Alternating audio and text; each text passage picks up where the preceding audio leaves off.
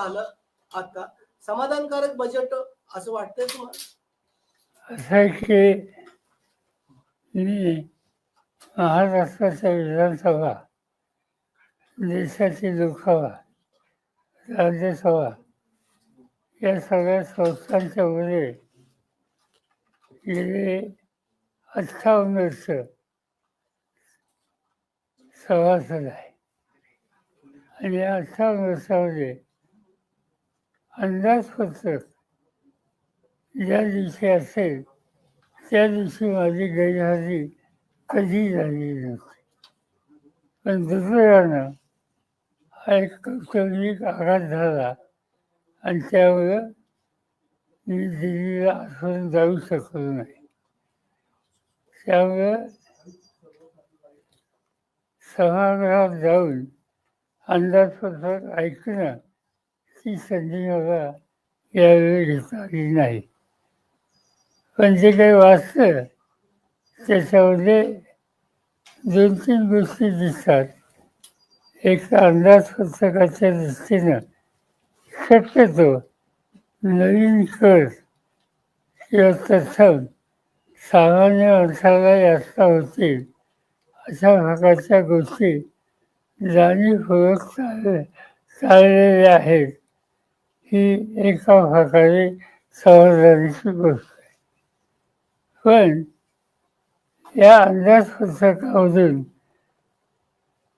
विकासाला अधिक गती येईल या दृष्टीनं काही ठोस पावलाची आणखी अपेक्षा होती. आज त्याच्यानंतर माझ्या मते एक दुसरा निर्णय आजचा आंतरराष्ट्रीय पातळीवर घेतलेला दिसतोय. आणि तो म्हणजे अमेरिकेनं भारताच्या संदर्भात जी कर आकारणी केली होती त्याच्यामध्ये काही प्रमाणात कपात करण्याचा निर्णय घेतलेला आहे. मला फक्त 1-2 गोष्टीची चिंता आहे की अमेरिका आणि भारत यांचा हा जो नवीन करार होतोय त्याचं स्वच्छ चित्र आणखी 2 दिवसात देशाच्या समोर येईल. त्यानंतर त्याच्यावर सविस्तर भाष्य करणं योग्य होईल. पण आत्ता जे लोकांच्या समोर अमेरिकेच्याकडनं जाहीर करण्यात आलेले आहे त्याच्यामध्ये कृषी क्षेत्रामध्ये त्यांना निर्यात करता येईल अशा प्रकारची तरतूद आहे. आणि ही तरतूद भारतीय शेतकऱ्यांच्या दृष्टीनं काळजी करण्यासारखी आहे. अमेरिका एक शक्तिशाली देश आहे.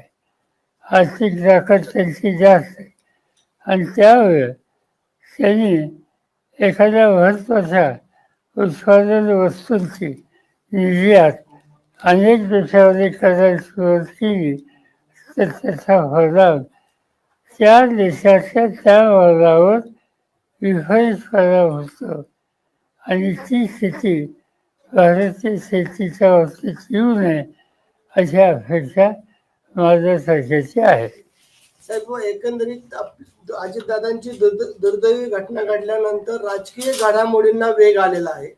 या ठिकाणी आता सुनील तटकरे असतील, प्रफुल्ल पटेल असतील यांना ट्रोल केलं जातंय की जाणून बुजून यांनी ही अतिघाई केली आणि लागलीच त्या ठिकाणी शपथविधीचा कार्यक्रम घेतलाय.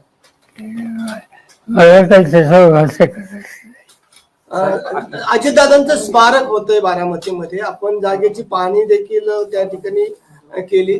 कशा स्वरूपात कोणी सांगितलं?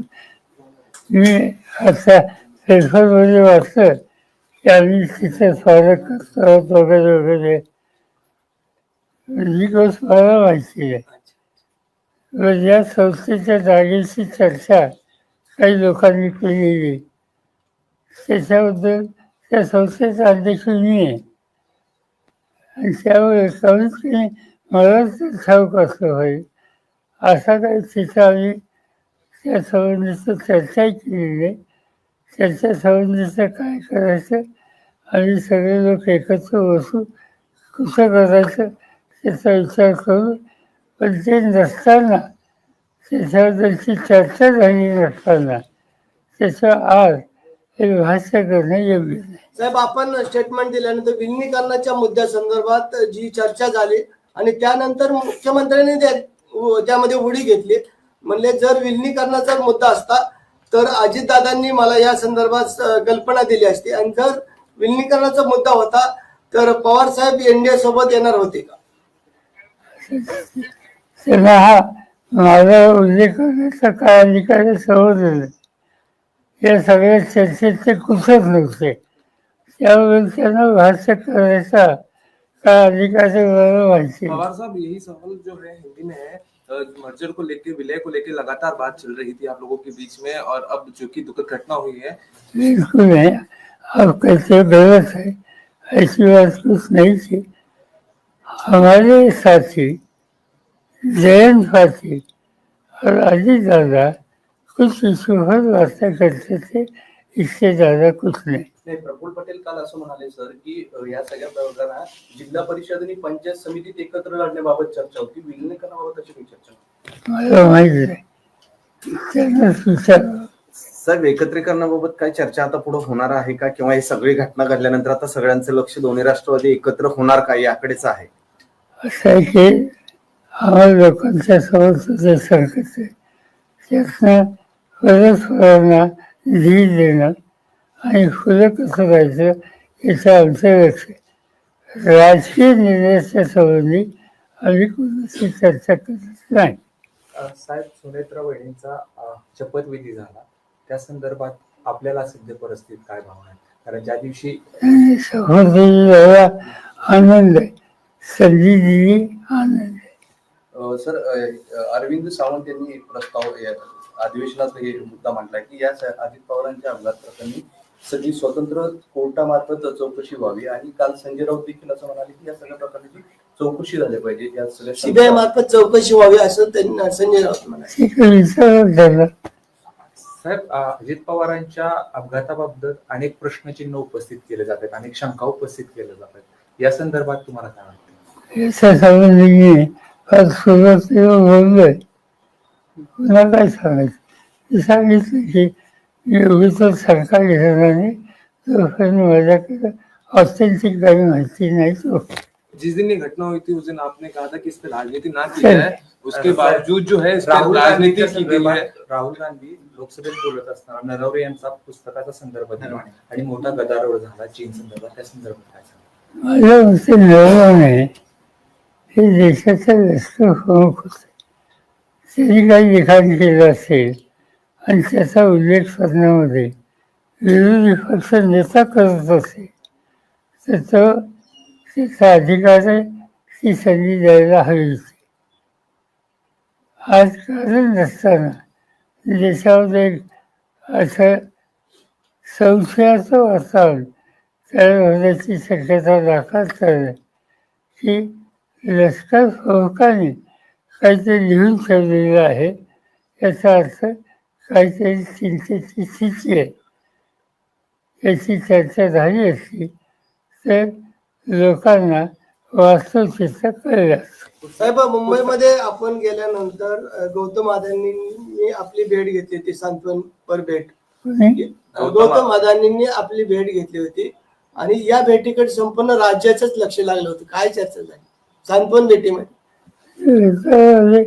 घडल्याचं दुःखाचं सांगायचं दुसरा काय विचार. पवार साहब, लाड़की बहन योजना जो है अजीत दादा वित्त मंत्री थे, उनके नेतृत्व में शुरू हुआ था, और उसी को लेके कुछ जो कार्यकर्ता है उनकी मांग है कि लाड़की बहन योजना का नाम बदलकर अजीत दादा के नाम पे रखा जाए. उनको खुश है, मुझे क्या खुश है. सर, रणवरे आपकी भावना क्या है इस पर? लोकसभेकडे पुन्हा येतो जातो, जो प्रकार झाला, अमित शहा उठले, त्याला विरोध केला, राजनाथ सिंह सातत्याने नरवरेंचं प्रकरणामध्ये आम्ही राजनाथ सिंह म्हणत होते ते पुस्तकच प्रकाशित झालं नाही तर त्या संदर्भात बोलू नये. ओम बिर्लांवरती देखील अनेक प्रश्न उपस्थित होते, त्या संदर्भात सगळ्या पुस्तक प्रकाशित झालं नाही. माझ्या हातात कॉफी आहे, ती मी दाखवली सध्या अध्यक्षांनी सांगितलं की ऑथेंटिक करा, ती केली. त्याला विरोध करायचं कारण काय?